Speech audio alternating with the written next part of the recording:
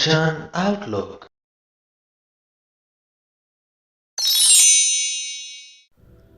ਸਤਨਾਮ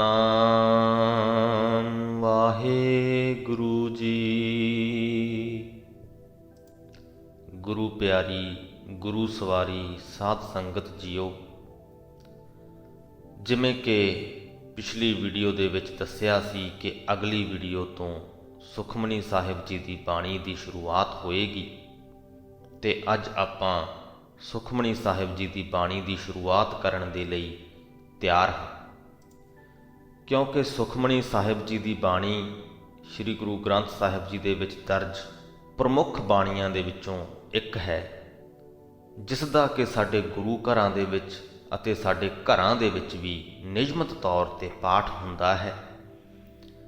ਇਸ ਲਈ ਸਾਡਾ ਖਿਆਲ ਹੈ ਕਿ ਬਾਣੀ ਦੀ ਵਿਆਖਿਆ ਸ਼ੁਰੂ ਕਰਨ ਤੋਂ ਪਹਿਲਾਂ ਇਸ ਬਾਣੀ ਦੇ ਬਾਰੇ ਥੋੜ੍ਹਾ ਜਾਣ ਲੈਣਾ ਜ਼ਰੂਰੀ ਹੈ। ਸੋ ਅੱਜ ਦੀ ਇਸ ਵੀਡੀਓ ਦੇ ਵਿੱਚ ਆਪਾਂ ਸਿਰਫ ਸੁਖਮਨੀ ਸਾਹਿਬ ਜੀ ਦੀ ਬਾਣੀ ਦੇ ਬਾਰੇ 'ਚ ਜਾਣਾਂਗੇ।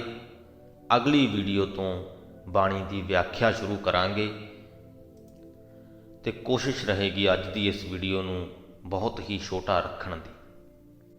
ਸੋ ਸੁਖਮਨੀ ਸਾਹਿਬ ਜੀ ਦੀ ਬਾਣੀ ਸ੍ਰੀ ਗੁਰੂ ਗ੍ਰੰਥ ਸਾਹਿਬ ਜੀ ਦੇ 262ਵੇਂ ਅੰਗ ਤੋਂ ਸ਼ੁਰੂ ਹੁੰਦੀ ਹੈ ਅਤੇ 296ਵੇਂ ਅੰਗ ਤੇ ਸਮਾਪਤ ਹੁੰਦੀ ਹੈ। ਇਹ ਸਾਰੀ ਹੀ ਬਾਣੀ ਗੁਰੂ ਅਰਜਨ ਸਾਹਿਬ ਦੁਆਰਾ ਲਿਖੀ ਗਈ ਹੈ। ਸੁਖਮਨੀ ਸਾਹਿਬ ਜੀ ਦੀ ਬਾਣੀ ਦੇ ਵਿੱਚ ਕੁੱਲ 24 ਅਸ਼ਟਪਦੀਆਂ ਹਨ ਤੇ ਹਰ ਅਸ਼ਟਪਦੀ ਦੇ ਅਖੀਰ ਦੇ ਵਿੱਚ ਸ਼ਲੋਕ ਹੈ। 2 ਪੰਕਤੀਆਂ ਰਹਾਉ ਦੀਆਂ ਹਨ, ਜਿਨ੍ਹਾਂ ਦੇ ਵਿੱਚ ਕਿ ਪੂਰੀ ਬਾਣੀ ਦਾ ਸਾਰ ਅੰਸ਼ ਛੁਪਿਆ ਹੋਇਆ ਹੈ। ਆਓ ਪਹਿਲਾਂ ਉਹ 2 ਪੰਕਤੀਆਂ ਪੜ੍ਹਦੇ ਹਾਂ ਤੇ ਫਿਰ ਥੋੜ੍ਹੀ ਜਿਹੀ, ਜਿਸ ਤਰ੍ਹਾਂ ਕਿ ਕਿਤਾਬ ਦੇ ਮੂਹਰੇ ਇੰਡੈਕਸ ਦਿੱਤਾ ਹੁੰਦਾ ਹੈ, ਉਸ ਤਰੀਕੇ ਦੇ ਨਾਲ ਜੋ ਸਾਰੀਆਂ ਅਸ਼ਟਪਦੀਆਂ ਹਨ ਉਹਨਾਂ ਦੀ ਆਪਾਂ ਗੱਲ ਕਰਾਂਗੇ ਕਿ ਕਿਹੜੀਆਂ ਅਸ਼ਟਪਦੀਆਂ ਦੇ ਵਿੱਚ ਕਿਸ ਵਿਚਾਰ ਤੇ ਗੱਲ ਹੋਣੀ ਹੈ। ਸੋ ਰਹਾਉ ਵਾਲੀਆਂ ਪੰਕਤੀਆਂ ਤੋਂ ਸ਼ੁਰੂਆਤ ਕਰਦੇ ਹਾਂ। ਸੁਖਮਣੀ ਸੁਖ ਅੰਮ੍ਰਿਤ ਪ੍ਰਭ ਨਾਮ, ਭਗਤ ਜਨਾ ਕੈ ਮਨ ਵਿਸ਼ਰਾਮ। ਰਹਾਉ।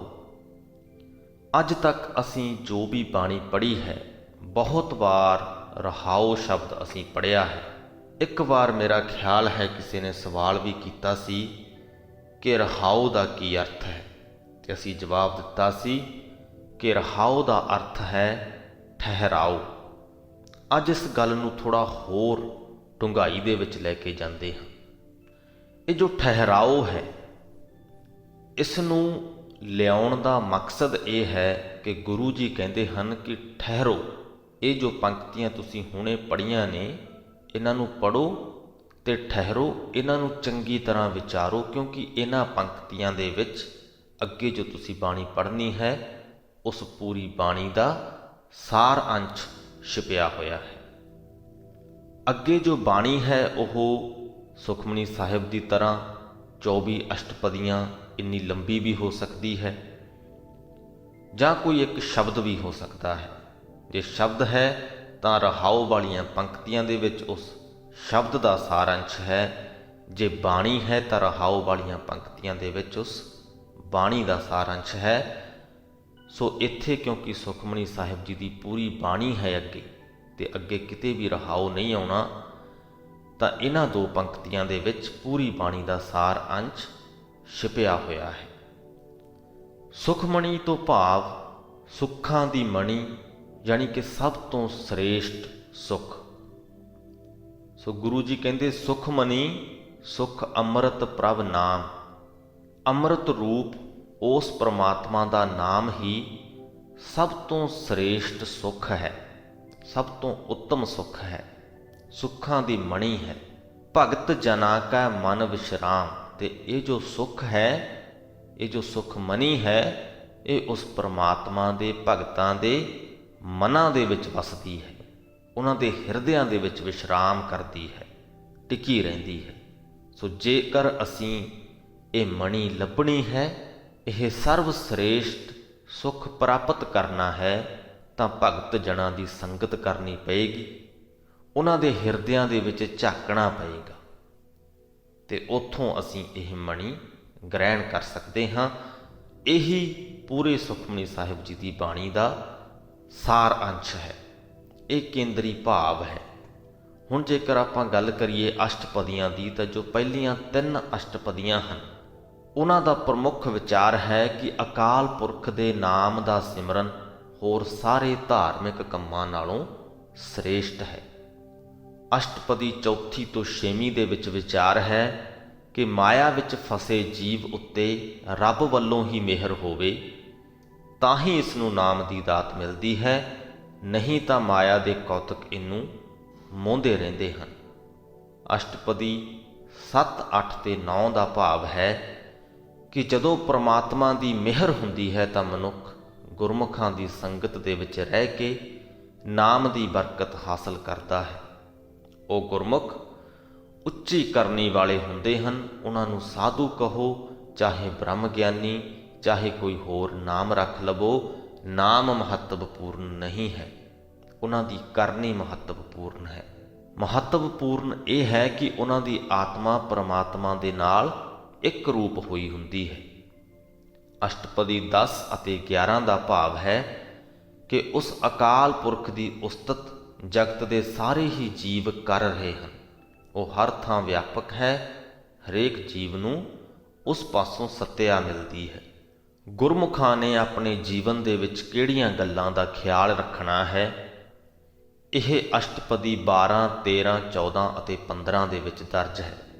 ਅਸ਼ਟਪਦੀ 12 ਦਾ ਭਾਵ ਹੈ ਕਿ ਆਪਣਾ ਸੁਭਾਅ ਗਰੀਬੀ ਵਾਲਾ ਰਹੇ, ਨਿਮਰਤਾ ਵਾਲਾ ਰਹੇ। ਅਸ਼ਟਪਦੀ 13 ਦਾ ਭਾਵ ਹੈ ਕਿ ਨਿੰਦਿਆ ਕਰਨ ਤੋਂ ਬਚਿਆ ਜਾਵੇ। ਇਹ ਸਾਨੂੰ ਗੁਰਮੁਖਾਂ ਨੂੰ ਹਦਾਇਤਾਂ ਹਨ ਗੁਰੂ ਜੀ ਦੀਆਂ। ਤੇ ਅਸ਼ਟਪਦੀ 14 ਅਤੇ 15 ਦੇ ਵਿੱਚ ਗੁਰੂ ਜੀ ਕਹਿੰਦੇ ਹਨ ਕਿ ਉਸ ਇੱਕ ਅਕਾਲ ਪੁਰਖ ਤੇ ਟੇਕ ਰੱਖੋ, ਹਰੇਕ ਜੀਵ ਦੀਆਂ ਲੋੜਾਂ ਜਾਣਨ ਅਤੇ ਪੂਰਨ ਕਰਨ ਵਾਲਾ ਇੱਕ ਪਰਮਾਤਮਾ ਹੀ ਹੈ। ਅਸ਼ਟਪਦੀ 16, 17 ਅਤੇ 18 ਦੇ ਵਿੱਚ ਗੁਰੂ ਜੀ ਇਸ ਸਵਾਲ ਦਾ ਉੱਤਰ ਦਿੰਦੇ ਹਨ ਕਿ ਉਹ ਅਕਾਲ ਪੁਰਖ ਕੈਸਾ ਹੈ। ਗੁਰੂ ਜੀ ਕਹਿੰਦੇ ਨੇ ਕਿ ਉਹ ਪਰਮਾਤਮਾ, ਉਹ ਅਕਾਲ ਪੁਰਖ ਸਭਨਾਂ ਦੇ ਵਿੱਚ ਵਸਿਆ ਹੋਇਆ ਵੀ ਮਾਇਆ ਤੋਂ ਨਿਰਲੇਪ ਹੈ। ਇਹ ਅਸ਼ਟਪਦੀ 16 ਦਾ ਭਾਵ ਹੈ। ਉਹ ਜੁਗੋ ਜੁਗ ਅਟਲ ਹੈ, ਸਦਾ ਹੀ ਕਾਇਮ ਰਹਿਣ ਵਾਲਾ ਹੈ। ਇਹ ਅਸ਼ਟਪਦੀ 17 ਦਾ ਭਾਵ ਹੈ। ਅਤੇ ਅਸ਼ਟਪਦੀ 18 ਦੇ ਵਿੱਚ ਗੁਰੂ ਜੀ ਕਹਿੰਦੇ ਹਨ ਕਿ ਸਤਿਗੁਰੂ ਦੀ ਸ਼ਰਨ ਪਿਆ ਉਸ ਪਰਮਾਤਮਾ ਦਾ ਪ੍ਰਕਾਸ਼ ਸਾਡੇ ਹਿਰਦਿਆਂ ਦੇ ਵਿੱਚ ਹੋ ਜਾਂਦਾ ਹੈ। ਅਸ਼ਟਪਦੀ 19 ਦਾ ਭਾਵ ਹੈ ਕਿ ਪਰਮਾਤਮਾ ਦਾ ਨਾਮ ਹੀ ਇੱਕ ਐਸਾ ਧਨ ਹੈ ਜੋ ਸਦਾ ਮਨੁੱਖ ਦੇ ਨਾਲ ਨਿਭਦਾ ਹੈ। ਤੇ ਅਸ਼ਟਪਦੀ 20 ਦੇ ਵਿੱਚ ਸਾਨੂੰ ਇਹ ਵੀ ਦੱਸ ਦਿੰਦੇ ਹਨ ਕਿ ਪਰਮਾਤਮਾ ਦੇ ਦਰ ਉੱਤੇ ਅਰਜ਼ੋਈ ਕੀਤਿਆਂ ਇਸ ਧਨ ਦੀ ਪ੍ਰਾਪਤੀ ਹੁੰਦੀ ਹੈ। ਅਸ਼ਟਪਦੀ 21 ਅਤੇ 22 ਦੇ ਵਿੱਚ ਗੁਰੂ ਜੀ ਕਹਿੰਦੇ ਹਨ ਕਿ ਨਿਰਗੁਣ ਰੂਪ ਪਰਮਾਤਮਾ ਨੇ ਆਪ ਹੀ ਇਹ ਜਗਤ ਆਪਣਾ ਸਰਗੁਣ ਰੂਪ ਬਣਾਇਆ ਹੈ। ਹਰ ਥਾਂ ਉਹ ਆਪ ਹੀ ਵਿਆਪਕ ਹੈ, ਕੋਈ ਹੋਰ ਨਹੀਂ। ਤੇ ਅਸ਼ਟਪਦੀ 23 ਦੇ ਵਿੱਚ ਕਹਿੰਦੇ ਹਨ ਕਿ ਜਦੋਂ ਮਨੁੱਖ ਨੂੰ ਸਤਿਗੁਰੂ ਦਾ ਗਿਆਨ ਰੂਪ ਸੁਰਮਾ ਮਿਲਦਾ ਹੈ ਤਦੋਂ ਹੀ ਇਸ ਦੇ ਮਨ ਵਿੱਚ ਇਹ ਚਾਨਣ ਹੁੰਦਾ ਹੈ ਕਿ ਉਹ ਪ੍ਰਭੂ ਹਰ ਥਾਂ ਹੈ। ਤੇ ਅਖੀਰਲੀ ਅਸ਼ਟਪਦੀ 24ਵੀਂ ਦੇ ਵਿੱਚ ਗੁਰੂ ਜੀ ਕਹਿੰਦੇ ਕਿ ਪਰਮਾਤਮਾ ਸਾਰੇ ਗੁਣਾਂ ਦਾ ਖਜ਼ਾਨਾ ਹੈ, ਉਸ ਦਾ ਨਾਮ ਸਿਮਰਿਆ ਬੇਅੰਤ ਗੁਣ ਹਾਸਲ ਹੋ ਜਾਂਦੇ ਹਨ। ਇਸ ਵਾਸਤੇ ਨਾਮ ਸੁੱਖਾਂ ਦੀ ਮਣੀ ਸੁਖਮਣੀ ਹੈ। ਅੱਜ ਦੀ ਇਸ ਵੀਡੀਓ ਨੂੰ ਸਮਾਪਤ ਕਰਨ ਤੋਂ ਪਹਿਲਾਂ ਇੱਕ ਗੁਜ਼ਾਰਿਸ਼ ਸਾਧ ਸੰਗਤ ਦੇ ਚਰਨਾਂ ਵਿੱਚ ਜ਼ਰੂਰ ਕਰਨੀ ਚਾਹਾਂਗੇ ਕਿ ਕਿਰਪਾ ਕਰਕੇ ਸੁਖਮਨੀ ਸਾਹਿਬ ਜੀ ਦੀ ਬਾਣੀ ਜਦੋਂ ਆਪਾਂ ਸ਼ੁਰੂ ਕਰੀਏ ਤਾਂ ਸ਼ੁਰੂ ਤੋਂ ਲੈ ਕੇ ਅੰਤ ਤੱਕ ਉਹਨੂੰ ਸੁਣਨ ਦੀ ਕਿਰਪਾਲਤਾ ਕਰਿਓ, ਸਮਝਣ ਦੀ ਕਿਰਪਾਲਤਾ ਕਰਿਓ ਤੇ ਨਾਲ ਦੀ ਨਾਲ ਹੀ ਆਪਣੇ ਸਕੇ ਸੰਬੰਧੀਆਂ ਦੇ ਨਾਲ ਉਸ ਬਾਣੀ ਨੂੰ ਵੰਡਣ ਦੀ ਵੀ ਖੇਚਲਾ ਕਰਿਓ। ਬਾਣੀ ਦਾ ਇਹ ਖਜ਼ਾਨਾ ਗੁਰੂ ਪਾਤਸ਼ਾਹ ਨੇ ਸਾਨੂੰ ਵੰਡਣ ਦੇ ਲਈ ਬਖਸ਼ਿਆ ਹੈ, ਤਾਂ ਕੋਸ਼ਿਸ਼ ਕਰੀਏ ਕਿ ਇਸ ਖਜ਼ਾਨੇ ਨੂੰ ਵੱਧ ਤੋਂ ਵੱਧ ਲੋਕਾਂ ਤੱਕ ਪਹੁੰਚਦਾ ਕਰ ਸਕੀਏ।